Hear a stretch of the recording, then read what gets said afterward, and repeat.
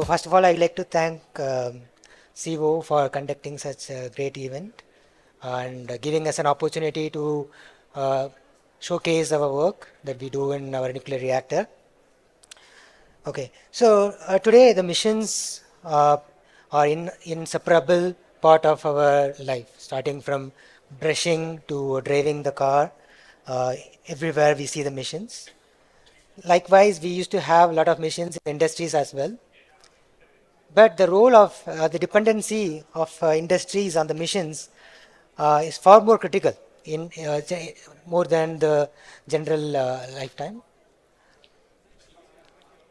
So the missions needs to be properly maintained because it does not, um, if it does not run properly, it may lead to a financial loss or safety risk for any organization. So, hence we need a robust system to uh, predict the failure of any component in advance so that any mitigation plan can be taken. So today what we are going to see is one of such methods what we use in generally in industries and especially in the critical industries like nuclear reactor.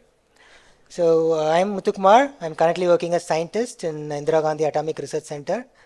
Um, I've been focusing on developing AI applications for enhancing the safety of the nuclear reactors, especially the fast breeder reactors. So today topic runs on predicting the remaining useful life of a component. It helps for predicting the failure of any component. So it's about me and the agenda. So I like to start with the revolution the industrial domain is seeing right now. It starts from 1.0 in 1870s to 4.0 in 2016. So in this revolution, almost for past 6 to 7 decades, the machines play a major role. So machines reduce the human effort, it improves the performance or increase the productivity. So in industry 4 especially, we call the missions as smart missions. It should able to take certain decisions on its own. So we'll be concentrating on the missions that we speak in the industry 4.0. So before that, I'd like to highlight the need of predicting the failure in advance, especially in the critical domain, the nuclear reactor. So this is one of the incidents which happened in US. It's a 3 mile island where a nuclear reactor was running. So it's like almost $1 million project. So it was running operational for almost a decade, but during an operation, there was a very simple failure, which is stuck valve open. So which is not properly monitored. So because of this, the entire $1 million project has to come to an end. But the cost of the product which is failed is less than $1. So we have to properly maintain, we have to properly design any system for the longer run. So the cause is the stuck valve open, and the consequence is the core, which is the place where the radioactivity happens and generates energy. That the fuel was melted down. So if it is melted, then it's no way that we can reuse that particular reactor. It has to be closed and has to be built on a new location. So in order to avoid such failures, initially what we have been using is the maintenance, like reactive maintenance. It is called when a system or when a component is being running for a long time. So the graph indicates, the y-axis indicates the degradation profile over time. So when the system fails at that point we just replace the component. So this may not be suitable for industries where it is suitable for home appliances. For example, if our fan fails, like we'll be just replacing the capacitors, right? But that's not suitable for any industries. So and then the second step we follow is the preventive maintenance. So in order to not to make a component to fail, so we do a preventive maintenance like a periodic maintenance once in a year or once in 6 months based on the general behavior of that particular component. But it may not be the case may not be the same for all the components because the components may be running at different operating conditions, different environmental conditions. So it has to be properly monitored. So here the problem, again, the problem for industries is we are doing the maintenance far before the system fails. So we are not utilizing the potential of any missions to the end. So that's where the predictive maintenance comes into the picture, which has been used predominantly in the Industrial 4.0 revolution. So where we predict the failure in advance using the historical data, so that if the mission is going to fail in next couple of months, then we can plan our mitigation plan for mitigate that particular failure of the components. So the predictive maintenance is usually measured in two indications. One is the health index measure. It is a technical term, we use it. It is nothing but the reading which ranges from 0 to 1. If it is 1, the system is failed, or if it is 0, it's in very good condition. So but does not give any quantitative measure for the industries to make a budget, right? So the second part we have is the remaining useful life estimation. Here we estimate the timeline for the component to fail. For example, the component may fail in next 30 days or 60 days or 30 hours, 60 hours, all those things. So we are in the reactor side, we use the remaining useful life estimation in terms of time that helps to plan or procure the items in advance. So before diving into where we apply this predictive maintenance in the reactor, I like to highlight what we do in IGCAR, like Indira Gandhi Atomic Research Center.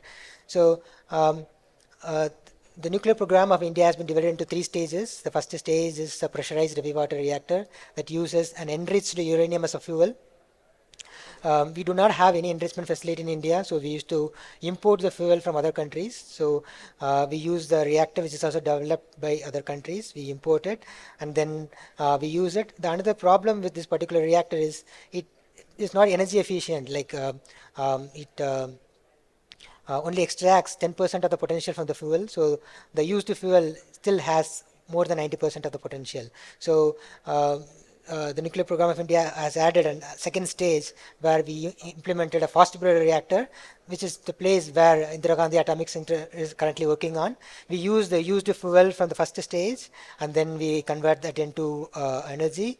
The breeder reactor, what it does is it takes in the fuel, it generates energy, and also generates fuel for the next stage reactors, which is converting the thorium to next stage. So that another advantage is it does not require any enrichment, because since India does not have the enrichment facility, we do not require any enrichment for this particular reactor, and we can indigenously develop this reactor, and we can use our own fuel.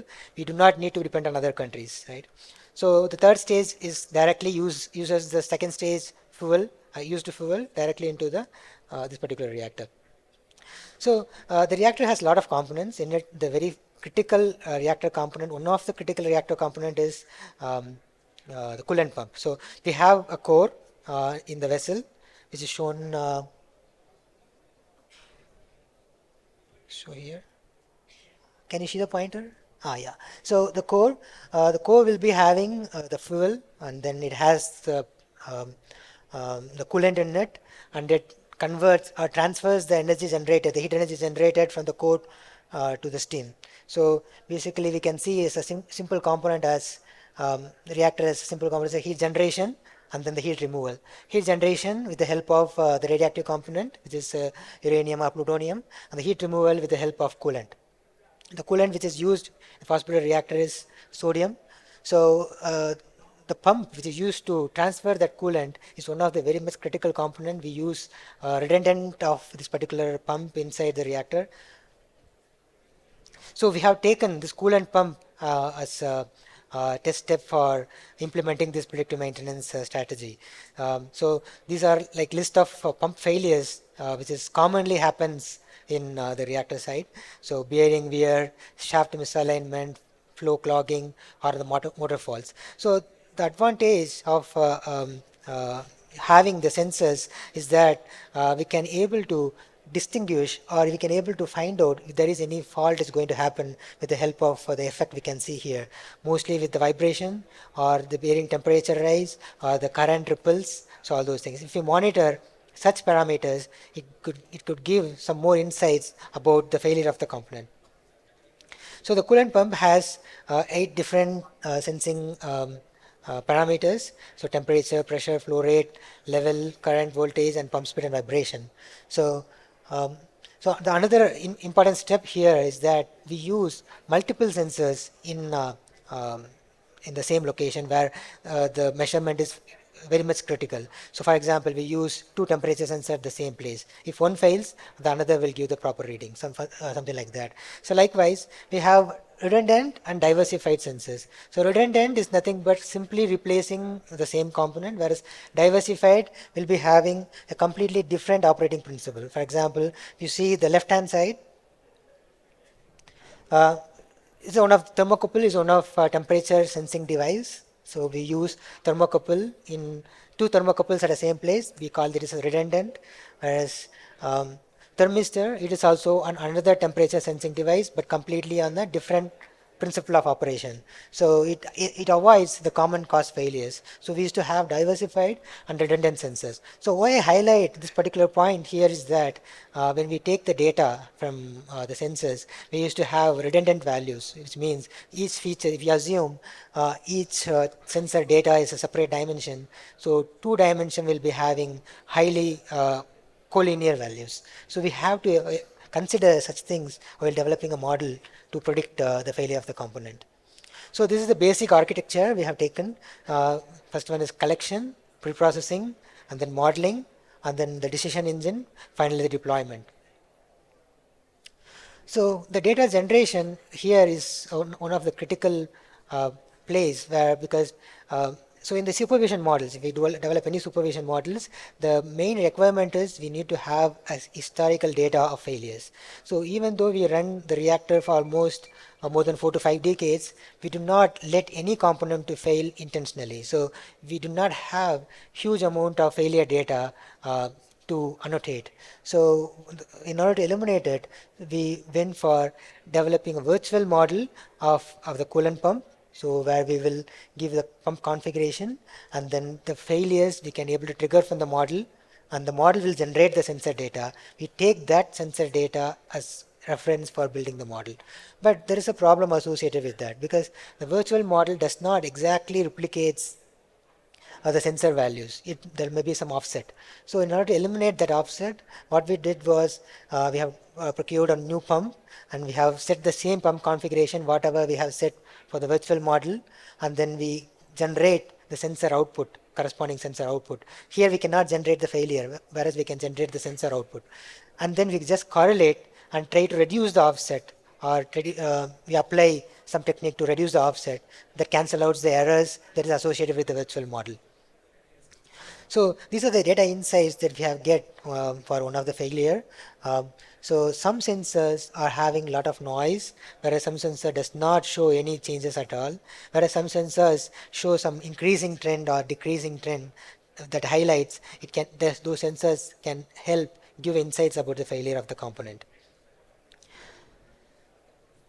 So, and then this is a plot for the frequency domain. So, and then the data pre-processing is another important step. Here, different sensors are sampled at different timestamps. So, we do not want a huge data, because we wanted to predict the lifetime in terms of days. So we don't want to have the sensor data in terms of seconds. So we wanted to resample it by grouping the samples from minutes or seconds to days or hours. So, and then the another important step we have to do is anomaly score. So, whatever the time series prediction that we do does not take into account of the anomalies which happens during the runtime of the mission. So, we need to find the score for each sensors. So we measure how many anomalies it happens, on what is the strength of that anomaly. We just multiply and make a calculation, and then we calculate the anomaly score for each sensor.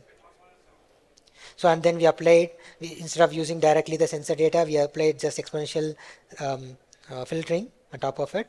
And then in the feature engineering, we have the sensor data and its equivalent sensor data directly from the real asset, and then each sensors will be associated with the sensor health flag. So this is a flag which is a software flag which has been triggered from the place where the pump is being controlled. So those flags are also being considered because some sensors readings may not be proper because it may be we have false data. So now to eliminate such things, we have added the sensor health flag as another feature for us. And then since it's a time series problem, we have windowed um, um, the time series data into different size windows, and then we calculate the statistical data for each different sensors.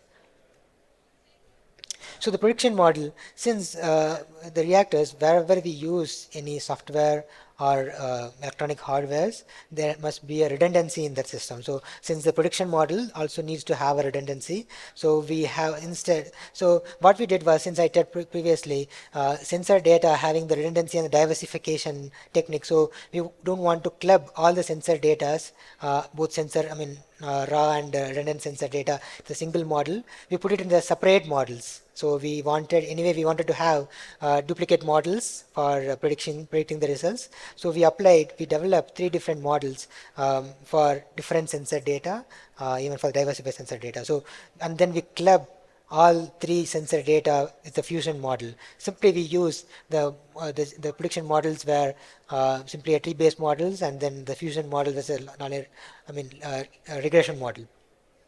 And then the final or real prediction have been taken into the account.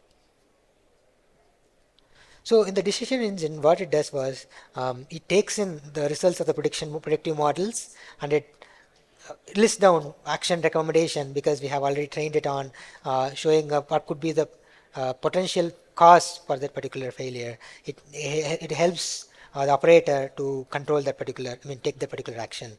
And then failure RCA, which is still in the paper, we are not yet implemented yet. So we wanted to do it with open source LLMs since we do not have access to any of the LLMs directly from our network domain. We are still working on incorporating any LLMs into our network. And then it alert operators, and then it schedules maintenance as well, and then it isolates the complete subsystem. For example, we will be having two redundant missions. It should isolate the failed mission, and then it should restart the redundant mission. So in the deployment strategies, as I said previously, we need to have diversified and redundant deployment if we use any electronic software or hardware. So we have taken the data source, the common data source, and then we implemented a model A and put it in the hardware X. The hardware X can be a Raspberry Pi or any boards, and then we need to have a redundant, exactly the replica of the same system. It's a duplicate pipeline. And then finally we'll be having a completely a different model. It should not be a tree-based model. Let's say if you wanted to go for CN and LSJ models, and that particular model has to be deployed in a hardware that is completely different from the Raspberry Pi board or whatever the board that we use in the hardware X.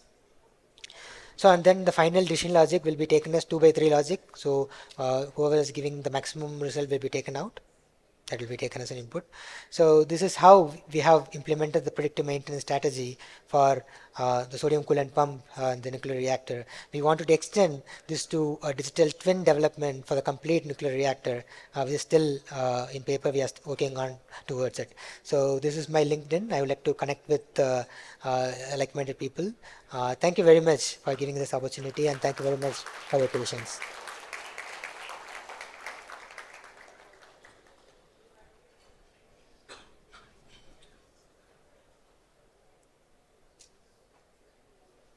Yeah, I think there are some questions. Hi, thank you so much for such an interesting conversation.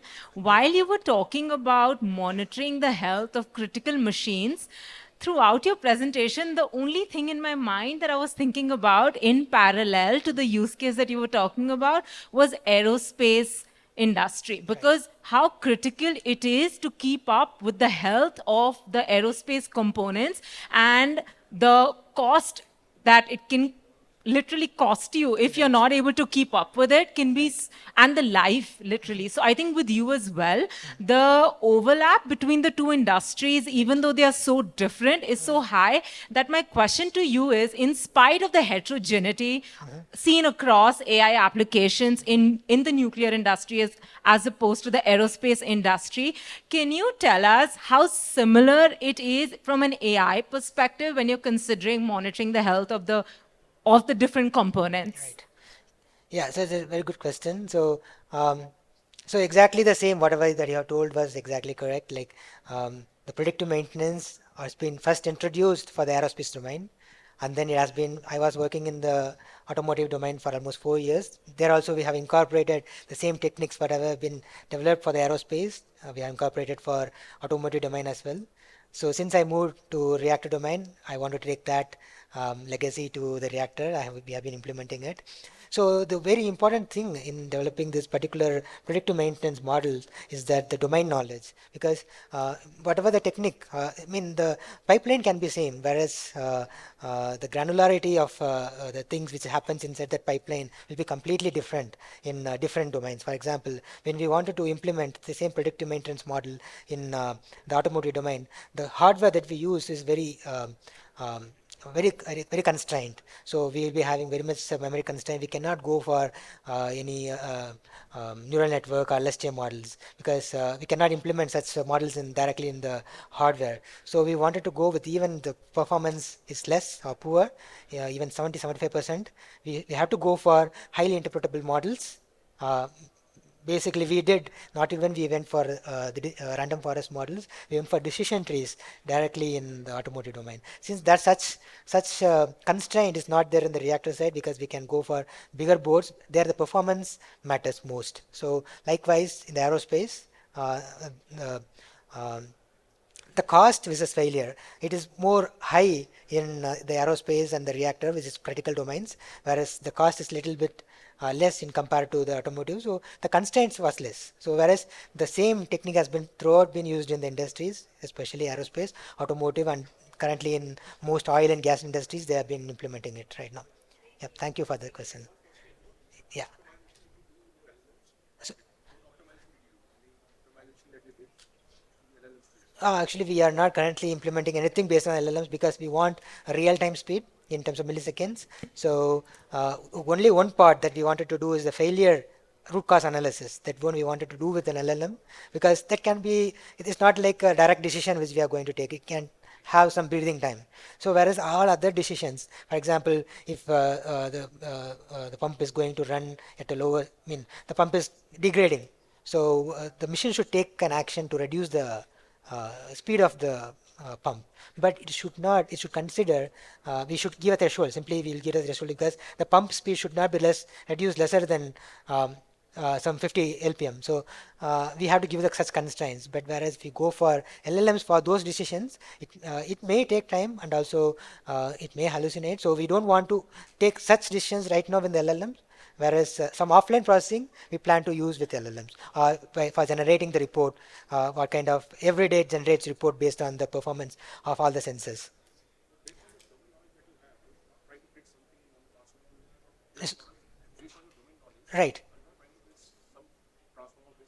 Yes. So the I mean another important thing for us was even the neural network model or even the deep learning models or transformer models. Problem with this was um, the interpretability. So we want to have some, for example, if the machine takes some actions, we should know how it takes that action. But there are some models like Sharp or Lime. It helps, it seems, but we are still um, that is still far away for us, because even the tree-based models is giving very good accuracy, like 93%. That one even still can be improved with the help of a neural network, as you said, whereas we are still far away from that.